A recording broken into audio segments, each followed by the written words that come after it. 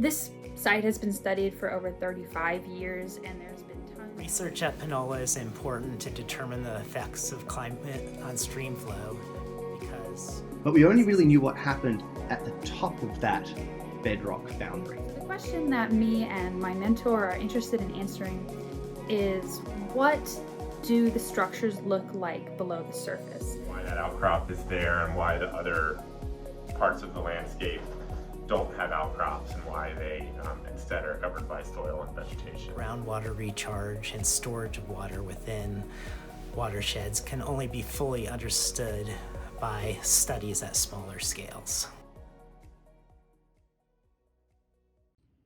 Hi, my name is Jordan Hayes. I'm an assistant professor of geosciences at Dickinson College. The Panola Enigma is a tangle of scientific questions that we're trying to solve. This includes hydrologic questions like, where is the water going and how does it travel through the subsurface? There's geological and geophysical questions like, where is the critical zone really thick and deeply weathered versus where is it really thin and less weathered? And why do those differences even occur? There's ecological questions like, how do the subsurface support trees at the surface and other life? And in return, how do trees shape the subsurface?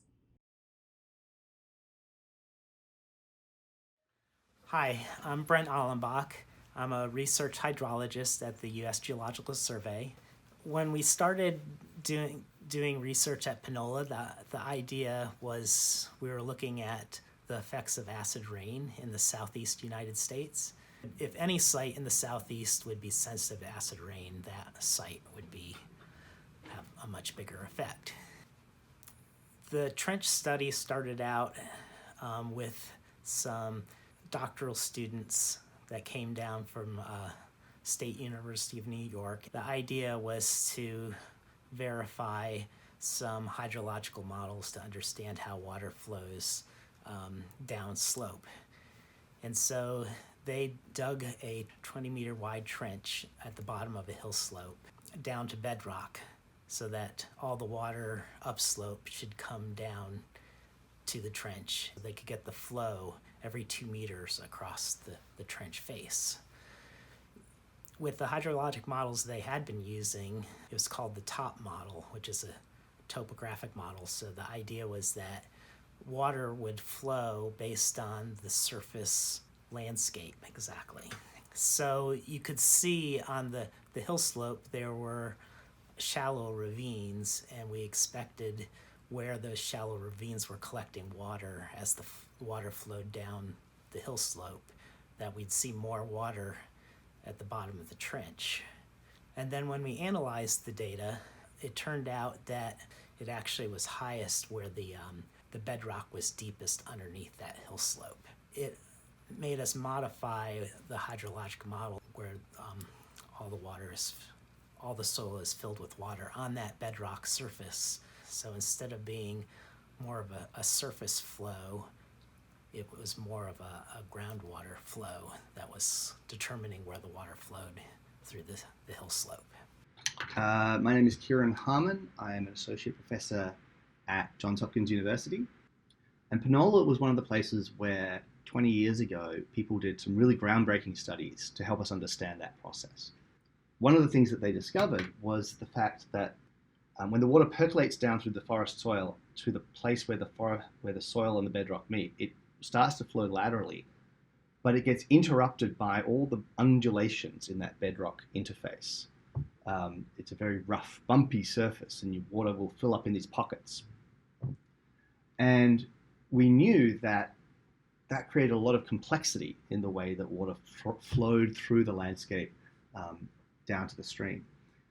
But we only really knew what happened at the top of that bedrock boundary. And when I went to Panola, there was this amazing opportunity to use geophysical tools to probe below that bedrock boundary, so down below where we could dig. The depth to which the bedrock was fractured and broken up and could potentially transmit water, it was 10 times thicker than the soil part above. They'd really just scraped the surface. The geophysics is telling us now that water is flowing down, and it's got a long pathway down through fissures and cracks in the rock down to meet the stream. Talking to Jordan and Brady about that data, we're really excited to try to work that data up and take what we learned 20 years ago from those old studies and apply it now and say, hey, we've learned a whole lot more now and we can see a lot deeper than we could before.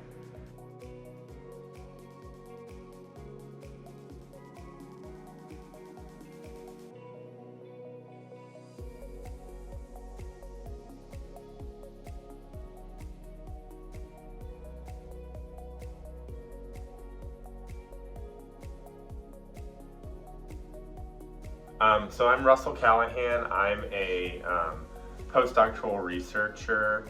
I'm currently at University of California, Santa Cruz. Hi, my name is Natalie.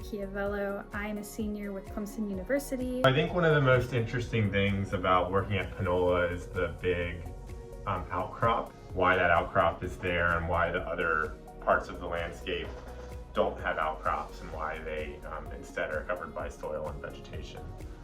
And one of the things that I've thought about a lot in my research is how plants can weather and break down rock and how they contribute to erosion. My senior research thesis is looking at a portion of the data we collected at Panola. I am using a GPR grid that we collected on a hill slope. So the question that me and my mentor are interested in answering is, what do the structures look like below the surface? And how does bedrock structure affect preferential flow pathways in the hill slope? A preferential flow pathway is the path that water will take to travel either on or through the subsurface. So currently me and my mentor, Dr. Brady Flincham, are working with Dr. Kieran Harmon to understand how the geophysical data that we are seeing affects and explains some of the hydrological data that they're seeing. So what is bedrock, what is fractured bedrock, that kind of information. And us working together is trying to give a new angle to tackle this overarching question of how is the water moving.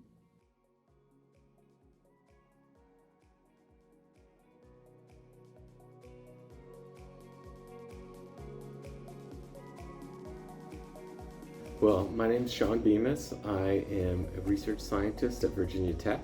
Hi, my name is Lily Alligator and I am the Educational Outreach Coordinator for the Bedrock Critical Zone Network. When we get going in the morning, we've all got jobs and tasks and data that we're collecting. And once it's started, it's kind of go, go, go, go, go. Not a lot of time to stop and think or talk with others, scratch your head. But when you and the people around you decide it's lunch break, y'all stop and, set down your packs and find a nice spot to sit. And that often became the source of illuminating discussions, new ideas. We were sitting down at the kind of low on the outcrop where we could still be in the shade, but still out on the bare rock and looking around while we ate, noticing these isolated patches of vegetation that were just kind of stuck there on the steep slope of the outcrop. One of the things we noticed is that this water trickling out of the moss often kind of got funneled into these little troughs. In a closer look, these troughs appeared to be correspond with where these dikes were in the bedrock, these vein-like intrusions of igneous rock within the rock body. First thing we want to do is if this is a very interesting observation, if this connection is true, if the dikes correspond with forming these troughs. One of the first ideas we had was to call Russell Callahan over, as he was the one with the rock drill. I remember that Sean, who was working on the outcrop after lunch, got on the radio and said that there might be some work that we could do on the outcrop because they had found some interesting patterns in their GPR data. And one of the things that I was doing at the site was collecting rock samples with a rock drill, and they were curious if some of the patterns that they saw in the GPR data might be due to differences in the type of bedrock that the GPR was imaging. So to collect these rock cores was quite the process. In Panola, there were 3 of us who were part of the team of collecting these rock cores. So I was really in charge of like bagging them up, but the 2 other men that I was working with, one was manning the drill, the other one had this water pump and was pumping water so that the drill bit wouldn't overheat. And once the drill started, it was like we all just got so focused. There was water spraying everywhere, there was mud everywhere. You could smell like the hot metal and like the hot rock too, which is quite the smell. I never quite got used to it. The problem with this is that these are really tiny holes and we didn't have anything quite big enough to get all this water out. So one of the things we did and one of the things we tried was we went to Walmart and bought ourselves a turkey baster. And we were basting the muddy water out of these holes so that the other geomorphologists, geophysicists, and hydrologists could look at the rock structure. And yeah, so there's a second use for a turkey baster. It spawned a few questions. One was just how are these dikes oriented within the rock body? Take a sample and we could see that the different material at an angle. But the other question connected with that was, why are these forming troughs there? And it really, how do we know that it's because of the dike? We could see a portion of a dike, a strip of the lighter colored rock about yay wide, and it got thinner and thinner. And when we got to the end of the dike, the trough in the outcrop went away as well. So that seemed like pretty compelling evidence that these dikes are weathering in such a way that it weathers faster than the rocks make up the rest of the granite body and form a trap for the water. Then that leads into another set of questions. We see little patches of moss and grasses, and in some cases small pine trees and larger shrubs growing in these straight lines along these dikes. It appears that where these troughs have been able to capture some sediment and probably some seeds, it allows some plants to germinate, larger and longer lived plant species that effectively colonizing this narrow portion of the outcrop surface. So you've heard about these igneous intrusions in the rock, these dikes, and those we know that erosion around them is much faster. And that erosion then causes the creation of troughs, which trap sediment, water, and seeds, all of the kind of makings of vegetation. And it allows that vegetation to then come in and colonize the area. Once vegetation is already there, it then continues to trap these things and creates more space for more vegetation to thrive, essentially creating a feedback loop and leading to the patches, big and small, of vegetation that we see in the Panola watershed.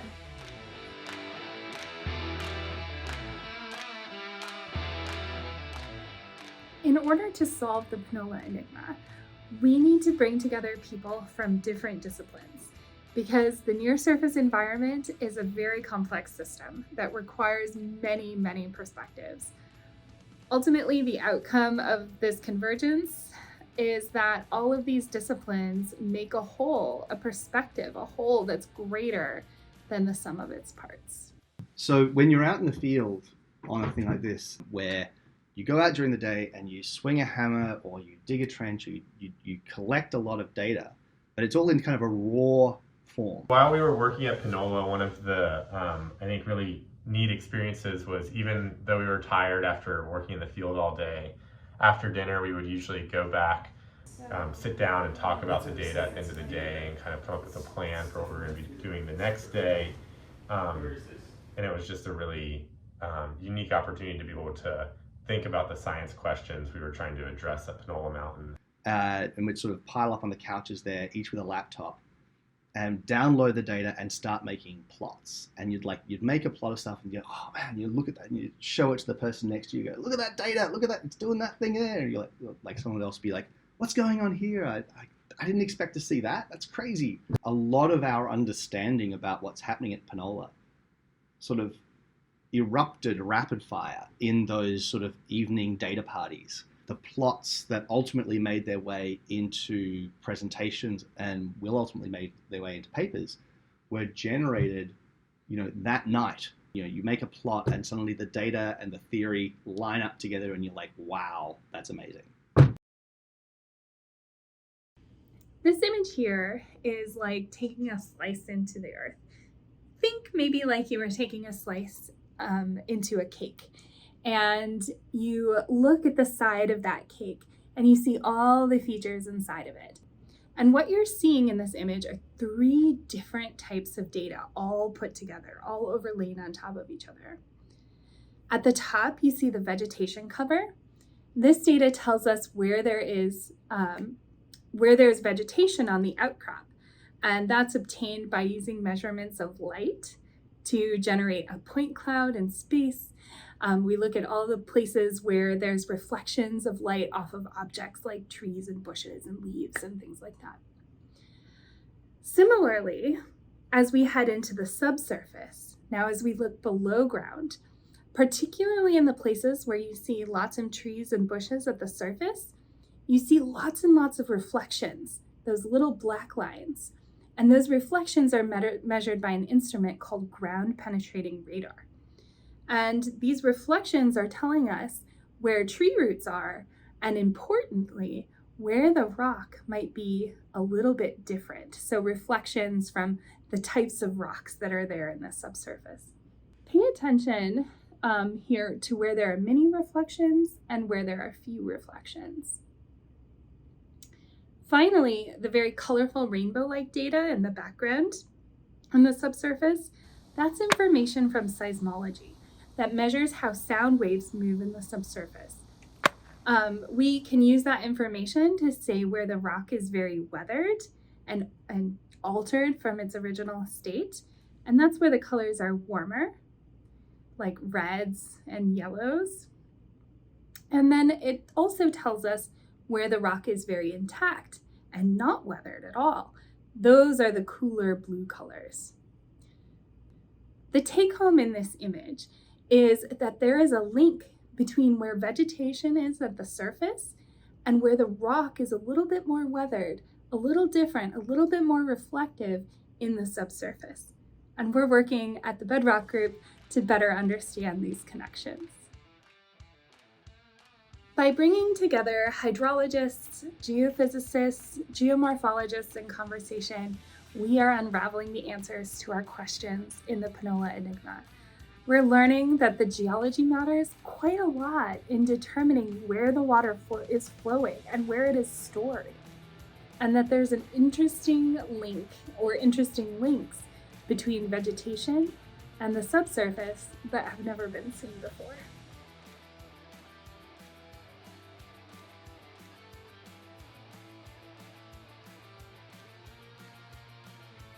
I remember being pretty hot.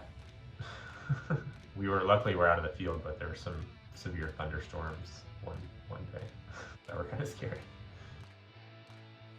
And my official title was a member of the Mud Dogs.